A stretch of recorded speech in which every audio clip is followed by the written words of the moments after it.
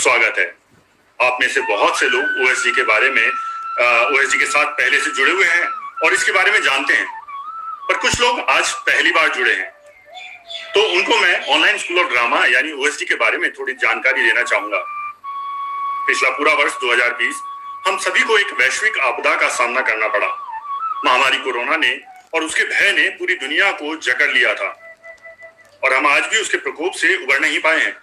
सुरक्षा की दृष्टि से हम सभी अपने अपने घरों में बंद रहने को मजबूर हो गए थे और इस बंधन का असर सबसे ज्यादा बच्चों पर देखने को मिल रहा था। उनके स्वच्छंद जीवन पर एक अंकुश सा लग गया था।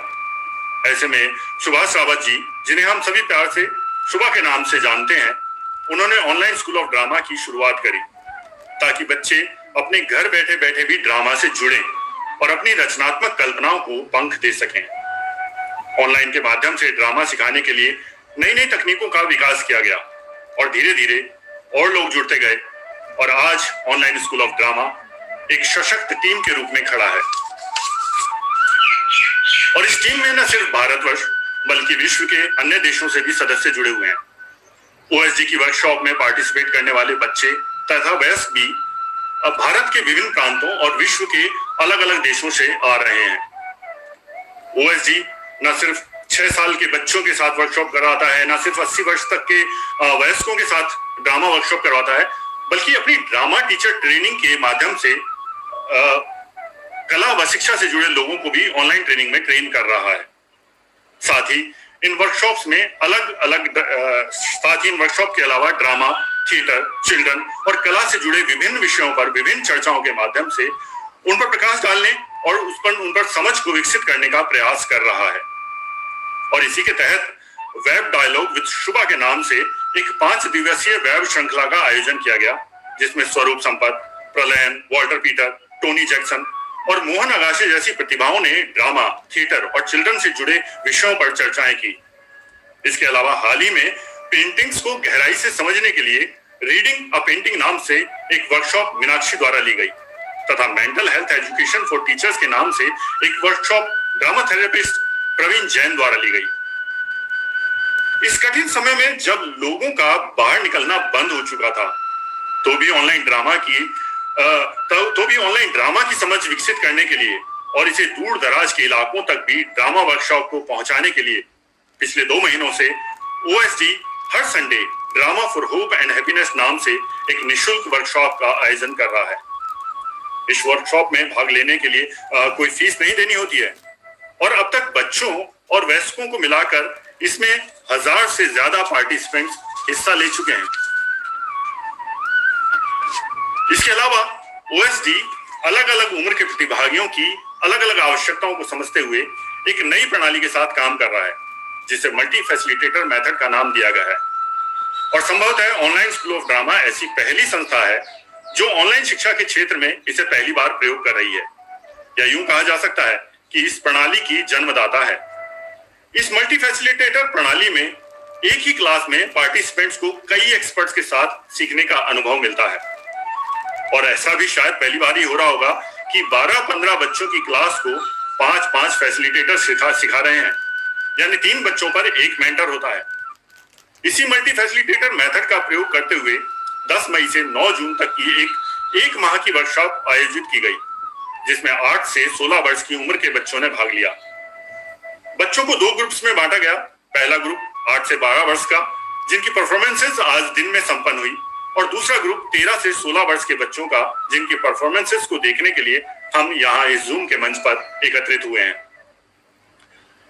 इस वर्कशॉप का उद्देश्य सिर्फ एक परफॉर्मेंस तैयार करवाना नहीं था। ये वर्कशॉप एक प्रोसेस ओरिएंटेड वर्कशॉप थी और इस प्रोसेस में बच्चों में थिएटर और ऑनलाइन थिएटर की समझ विकसित की गई। बच्चों में कॉन्फिडेंस, कम्युनिकेशन और क्रिएटिविटी के विकास के लिए विभिन्न एक्टिविटीज और एक्सरसाइज के माध्यम से कार्य किया गया। उनके लिए ऐसी एक्टिविटीज डिजाइन की गई जिनसे उनकी क्रिटिकल थिंकिंग और कोऑपरेटिव लर्निंग बढ़े और उनकी सोशल हेल्थ डेवलपमेंट पर भी काम किया गया। साथ ही उनकी एक्टिंग स्किल डेवलपमेंट के लिए उनके द्वारा एक सोलो परफॉर्मेंस भी तैयार की गई और इस सोलो परफॉर्मेंस की तैयारी के लिए दौरान अपनी कथा वस्तु के सिलेक्शन से लेकर उसके प्रेजेंट करने की स्टाइल तक के सभी निर्णय बच्चों ने स्वयं लिए। तथा हमारे फैसिलिटेटर्स इन बच्चों को उनकी कथा को प्रस्तुत करने में मदद करते रहे और इन्हीं प्रस्तुतियों को सराहने के लिए हम यहाँ एकत्रित हुए हैं। इन बच्चों की प्रस्तुति ना तो कोई फाइनल परफॉर्मेंस है और ना ही ये मंच कोई कंपटीशन या प्रतिस्पर्धा का मंच है। ये मंच है बच्चों की बात सुनने का।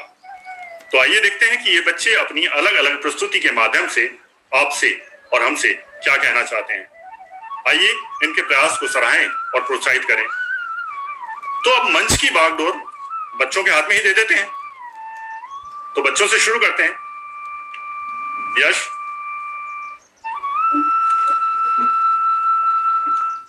गुड इवनिंग, आप सभी का स्वागत है हमारे इस कार्यक्रम में। और जो हमारे सबसे पहले परफॉर्मर आ रहे हैं, जो रहती है पहाड़ों की वादियों में, है एक प्यारी सी लड़की जिसको प्यार है हिंदी साहित्य से और पेड़ पौधों से, जो पढ़ती है तुलसीदास प्रेम मुंशी प्रेमचंद की कहानियां। नाम है अनन्या। अनन्या अनन्या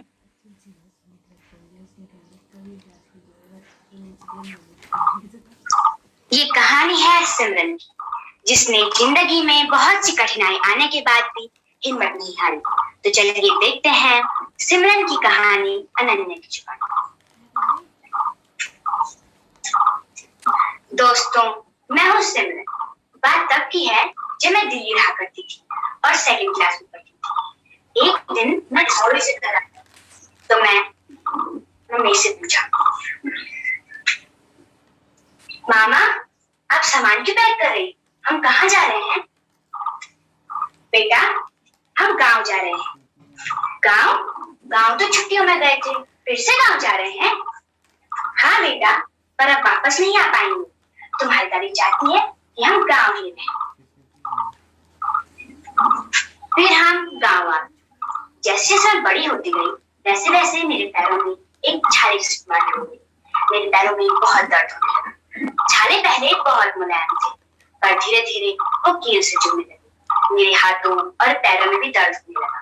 मैं ये बात किसी को नहीं बताती थी कि मेरे हाथों और पैरों में बहुत दर्द होता है। एक दिन मेरी माँ ने मुझे रोते हुए देखा।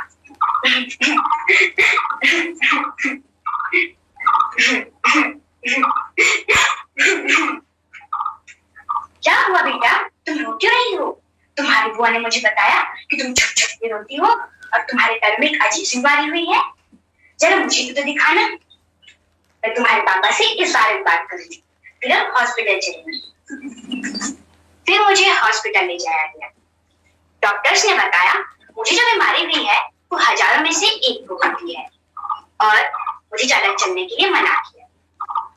डॉक्टर्स की दवाई से कुछ असर हुआ, लेकिन इतना नहीं कि मैं चल फिर सकूं। एक दिन मेरी दादी जंगल गई। चलो जंगल चलती हूँ, गाय भैंसों के लिए चारा भी लाना है।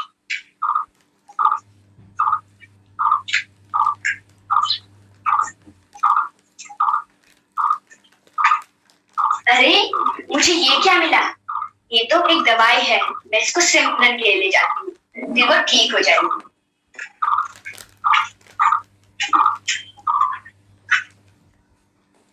सिमरन बेटा, लो इस दवाई को ले लो। इसको तुम अपने पैरों पे लगाना, फिर तुम ठीक हो जाओ।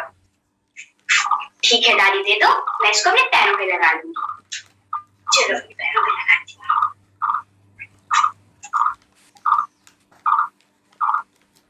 डॉक्टर्स की दवाई और घरेलू दवाइयों से कुछ असर हुआ और मैं चलने फिरने लग गई। जब मैं थोड़ा ठीक हुई तो मैंने कहानियां लिखना शुरू किया और कुछ कहानियों को लिखने के बाद मैंने अपनी गीता मैम को फोन किया। हेलो मैडम, प्रणाम। प्रणाम बेटा, तुम्हारी तबीयत कैसी है? मैम मेरी तबीयत तो ठीक है, लेकिन मैं 8th क्लास के बाद अब स्कूल नहीं जा पा रही। क्या हुआ बेटा? कोई बात नहीं, तुम ओपन बोर्ड से पढ़ाई कर सकती हो। ठीक है मैम, ये आपने बहुत अच्छा कहा। मैं करूंगी, ऐसा करूंगी। और मैंने कुछ कहानियां लिखी हैं, आप उन्हें देखकर बताना क्या मैं लिख रही हूँ। बेटा ये तुमने बहुत अच्छा किया। मैं तुम्हारी कहानियां देख लूंगी और तुम्हें कुछ और कहानियों की किताब भी भिजवा दूंगी। यह सुनकर मैं बहुत खुश हुई। मैंने उत्साहित होकर बहुत सारी कहानियां लिखना शुरू कर दिया।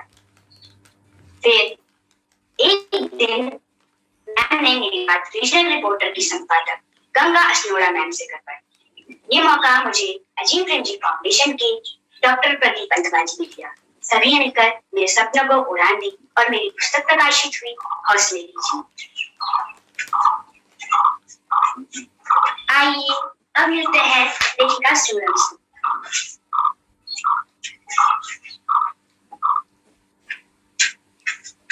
आज मैं बहुत खुश हूँ। मेरी एक पुस्तक प्रकाशित हुई है हौसले की जीत।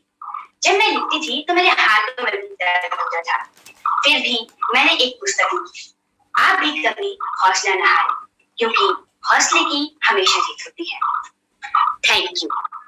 अक्सर कहा जाता है कि हर व्यक्ति की पहचान उसमें हर व्यक्ति को कैसे देखता है। समाज का असली आईना दिखाने के लिए हमारे बीच आए हैं आर्यन, बहुत ही हंसमुख है और बहुत अच्छा प्रस्तुति देते